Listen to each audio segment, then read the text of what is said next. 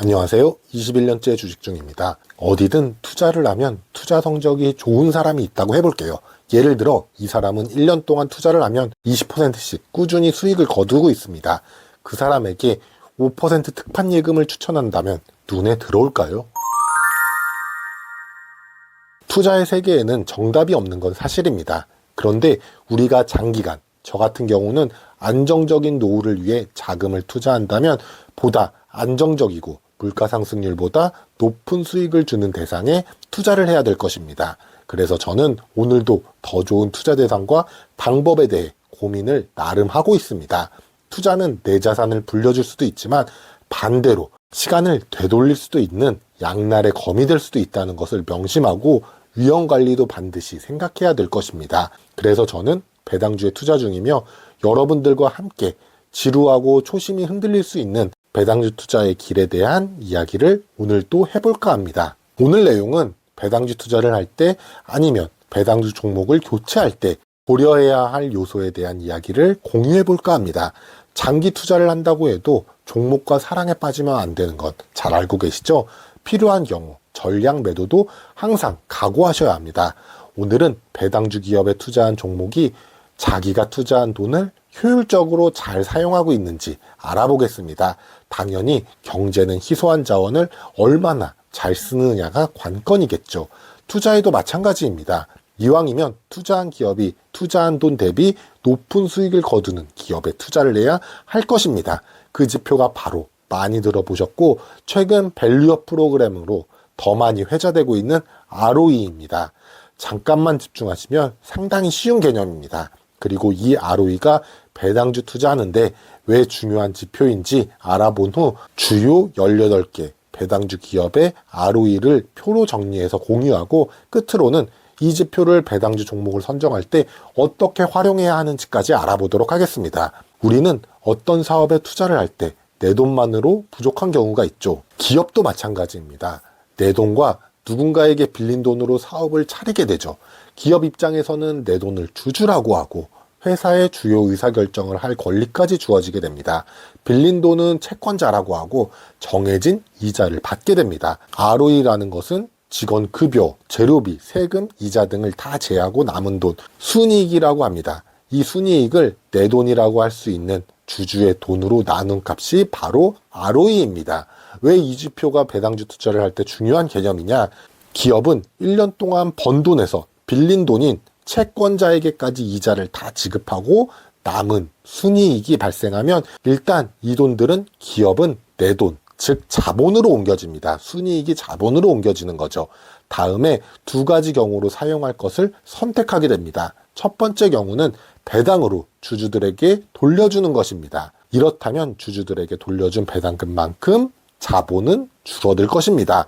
ROE는 순이익 나누기 자본이라고 쓸 수가 있는데 분모인 자본이 줄었으니 ROE는 높아질 것입니다. 순이익으로 자기 주식을 사고 그 주식을 찢어버리는 자사주 소각도 마찬가지로 자본을 줄여서 동일하게 ROE를 높여주는 효과를 보게 됩니다. 이게 최근 밸류업 프로그램에서 ROE가 높은 주식에 대한 것의 핵심 원리죠. 두 번째는 순이익을 배당을 안 주고 자본으로 남겨줄 수도 있습니다. 기업이 나중에 만약 새로운 사업을 할 때 돈이 필요하면 이자를 내면서 어디서 돈을 빌리는 것보다 남겨둔 돈들로 새로운 사업에 투자를 할 수 있기 때문에 일정 부분은 이익에서 남겨두고 있죠. 그리고 만약 경기가 안 좋아져서 손실이 발생할 수도 있기 때문에 자본으로 남겨두려고 합니다. 어찌됐건 자본의 순이익이 쌓였기 때문에 배당을 준 경우보다 상대적으로 자본인 분모가 늘어나서 ROE는 낮아지게 되는 것입니다. 그런데 제 개인적인 생각으로는 우리가 투자하고 있는 배당주는 다들 아시다시피 뻔한 사업을 하고 있죠. 그리고 신사업처럼 폭발적인 성장을 기대하는 산업도 아닙니다. 돈을 빌려주고 고객에게 받는 이자로 수입을 거두는 은행, 통신망을 설치하고 통신료를 받는 통신주, 도로항만처럼 SOC에 투자하고 이용료를 받는 독점주에 주로 투자하고 있습니다. 주주 입장에서는 배당을 통해 자본을 날씬하게 만들고 높은 이익을 주는 ROE가 높은 기업이 더 매력적이겠죠.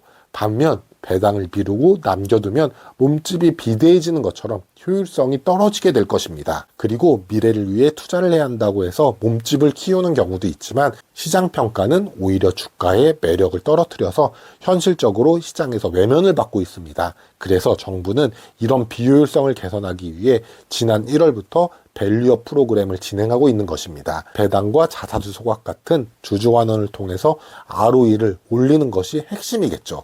다음 표는 주요 배당 기업에 대한 ROE를 정리해봤습니다. 네이버에 올라와 있는 ROE 기준으로 정리를 했습니다. 지난 배당주를 찾는 기준, 분기 배당주에 다뤘던 종목도 같이 ROE를 조사해서 올렸습니다. 투자에 참고를 하셨으면 좋겠습니다. 제가 ROE 종목을 선정할 때 활용하는 방법은 비슷한 기업 간 비교용으로 사용합니다. 먼저 동일한 조건 시 예를 들어서 최근 3년간 두 기업, KB금융과 신한지주가 꾸준한 실적과 배당금을 지급하고 있다고 해보겠습니다. 그렇다면 자기 자본을 얼마나 효율적으로 이익을 만들어내는지 ROE를 비교해서 종목 선택을 합니다. 즉 KB가 더 높은 ROE이기 때문에 향후에도 더 주가 상승을 기대할 수 있다는 생각을 하는 것입니다. 따라서 ROE를 비교할 때는 산업별로 또는 사업별로 다를 수가 있다는 것입니다. SK 하이닉스 같은 경우는 반도체가 경기에 상당히 민감한 산업입니다. 작년에 대규모 적자가 발생했기 때문에 ROE가 마이너스가 발생한 것이고 이런 주식은 배당주로서 적합한 종목은 아니겠죠. 저의 지난 영상 하나금융지주 2년 반 투자 영상에서도 2021년 9월 매수 당시에 4대 금융사 실적이 모두 다 좋았습니다. 그 중에서도 저는 ROE가 높은 하나금융을 선택한 경험이 있습니다. 서두에서 말씀드렸듯이 미래의 실적도 알 수 없듯이 미래의 주가도 알 수가 없습니다. 그렇기 때문에 투자기업 선정 후에도 꾸준히 매분기 실적은 체크하셔야 할 것이고 ROE의 흐름도 같이 파악하셔야 할 것입니다. 오늘 영상이 도움이 되셨다면 구독, 좋아요 부탁드립니다.